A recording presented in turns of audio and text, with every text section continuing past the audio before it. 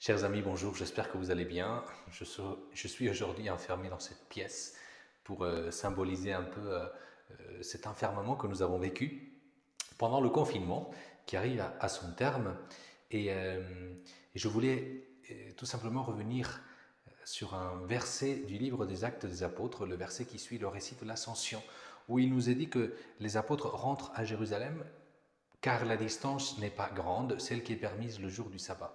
Et combien de temps peut-on marcher le jour du sabbat? Eh bien, 1 kilomètre, plus ou moins.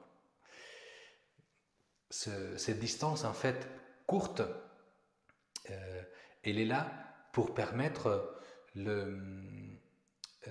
d'aller à la synagogue et au temple pour prier. Sinon, si ce n'était pas à cause de ça, il faudrait, comme nous dit le livre de l'Exode, au chapitre 16, verset 29, rester chez soi. Le jour du sabbat, on reste chez soi. Si on peut se déplacer, c'est uniquement pour aller recevoir la vie de Dieu dans la synagogue, dans le temple, avec la communauté. C'est ça le sens de cette distance. Eh bien, alors que nous allons encore rester chez nous, alors que nous pouvons faire 1 kilomètre de déplacement, n'oublions pas que ce que le Seigneur veut pour nous en ce jour où nous entrons dans le 8e jour, dans le jour du Seigneur, ce que le Seigneur veut est nous donner sa propre vie.